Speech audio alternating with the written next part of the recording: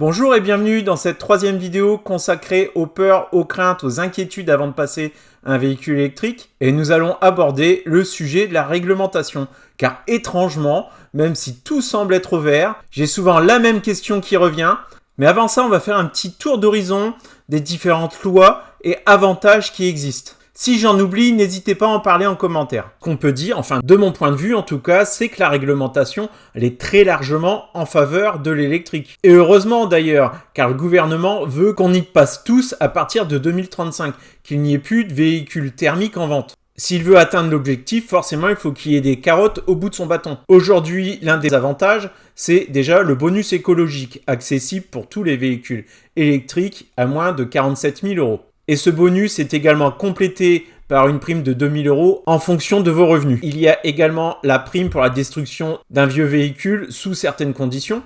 Donc là, il n'y a pas de secret. Normalement, ces deux dispositifs, tout le monde connaît. Il peut également exister certaines aides locales en fonction de votre lieu de résidence. Ce qu'on oublie souvent dans ces avantages, c'est que la carte grise est également gratuite dans la plupart des départements. Vous pouvez aussi bénéficier d'une aide à l'installation d'une borne de recharge ou d'une prise renforcée. Dans certaines agglomérations, il est également possible de se garer gratuitement. C'est le cas par exemple de la ville de Paris, où toutes les zones de surface sont gratuites, mais il faut au préalable enregistrer votre véhicule dans leur fichier. Petit lien en commentaire pour ceux qui ne le savaient pas. Et cet avantage, il n'est pas uniquement pour les habitants de Paris. Moi-même, j'ai enregistré mon véhicule pour pouvoir me garer gratuitement. Et je ne suis pas parisien. J'en ai parlé brièvement dans ma dernière vidéo, mais il y a aussi des lois pour obliger les parkings publics à s'équiper d'un certain nombre de bornes de recharge. Enfin, et ça, beaucoup le zappent, lorsque vous faites votre déclaration d'impôt, si vous déclarez des frais réels, sachez qu'il existe une bonification pour les possesseurs de véhicules électriques.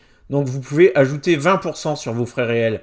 Ce qui est assez étonnant puisqu'en réalité, lorsqu'on roule avec un véhicule électrique, on dépense moins qu'avec du thermique. Et pourtant, les frais réels sont augmentés. Lorsqu'on est un professionnel, il y a aussi une augmentation du plafond pour l'amortissement du véhicule. Donc s'il s'agit d'un véhicule électrique, le plafond d'amortissement il est de 30 000 €. Et en plus, la batterie elle est également amortissable. Donc sur un véhicule à 45 000 €, si le véhicule en vaut 30 et la batterie 45, vous pouvez amortir les 45 000 € du véhicule. Enfin, une recharge offerte par un employeur. Cette recharge n'entre pas dans les prélèvements sociaux. Ce n'est pas considéré comme un avantage en nature. J'essaye de vous mettre des liens de toutes ces infos en description. Mais malgré tout, quasiment une fois par semaine, lorsque je discute avec quelqu'un qui roule en thermique, il me sort la fameuse excuse du Linky. Bon alors, c'est quoi cette histoire de Linky et de taxes? Ça ne date pas d'hier, je l'entends depuis, je dirais, au moins 5 ans. D'où vient cette rumeur? En 2011, la TIPP, qui était une taxe qui ne portait que sur les produits pétroliers, a été transformée et renommée TICPE, afin de pouvoir taxer d'autres sources d'énergie. Donc, potentiellement l'électricité. Et ce qui se passe, donc l'apparition de Linky et le renommage de la TIPP, c'est en 2011. De là, certains mettent un lien entre les deux événements, dont la célèbre association UFC Que Choisir. Ça, c'était quand même il y a plus de 10 ans. On attend toujours venir. Pour moi, il ne s'agit que de deux choses concomitantes. Depuis, le gouvernement, il aurait largement eu le temps de mettre en place cette taxe. De plus, le compteur Linky, il n'est pas capable de surveiller précisément la recharge d'un véhicule électrique par rapport à un ballon d'eau chaude. Il serait techniquement possible d'utiliser Linky pour détecter la recharge d'un véhicule électrique, mais ça nécessiterait de mettre en place une infrastructure de communication entre la voiture et le compteur. Enfin, vous imaginez un petit peu le délire. Il faudrait rééquiper toutes les voitures, ou du moins toutes les bornes à domicile, vérifier que ce dispositif est bien installé pour éviter la fraude. La fraude, elle serait quand même tentante et facile à faire, puisque de l'électricité, contrairement à du pétrole, on peut en produire chez soi. En attendant, tous ceux qui ont un discours allant dans ce sens, je préfère même plus répondre. Moi, je me dis juste, j'en profite depuis maintenant 8 ans.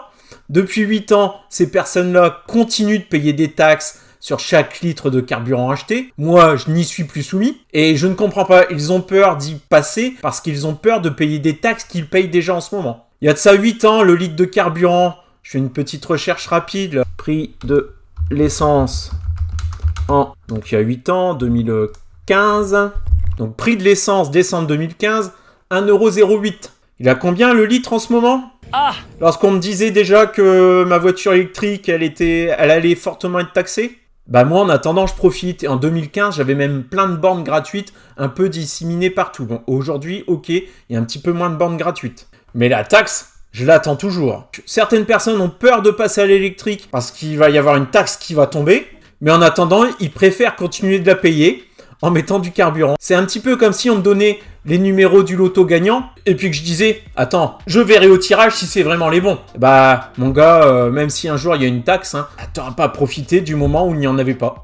Mais en tout cas, cette histoire de taxation via le Linky, ça tient pas la route. Techniquement, ce n'est pas possible. Et pour que ça le devienne, ça prendrait des années. Il faudrait équiper toutes les voitures déjà sur le marché. Et s'il ne s'agit pas des voitures, des bornes, des prises. Rien ne m'interdirait physiquement de brancher mon véhicule sur une prise non équipée de ce boîtier. Alors, à quoi sert la TICPE? Alors, il y en a une partie qui est donnée aux régions pour financer tout ce que l'État a abandonné et transféré aux régions. Cette taxe sert également à entretenir les infrastructures de transport, c'est-à-dire nos routes. Et il y en a également une partie qui est consacrée à la promotion des énergies vertes.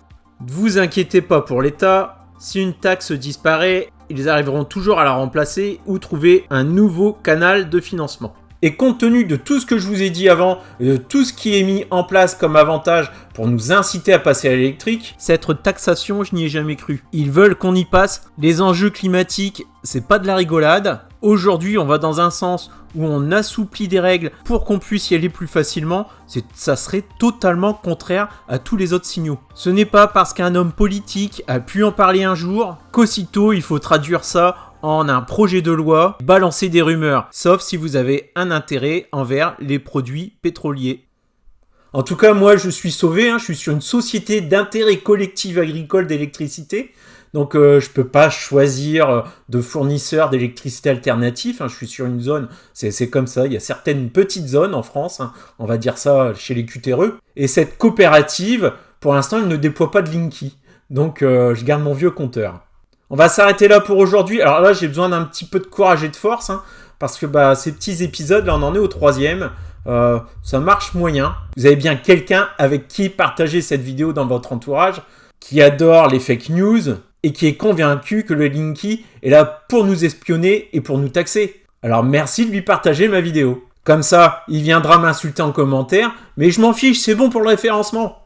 Allez, je vous dis peut-être pas demain, après-demain, pour un épisode 4. Je n'ai pas encore tourné l'épisode. Dans ma petite liste, allez, on va faire un petit tirage au sort. On parlera des batteries qui se mettent à brûler. Hein.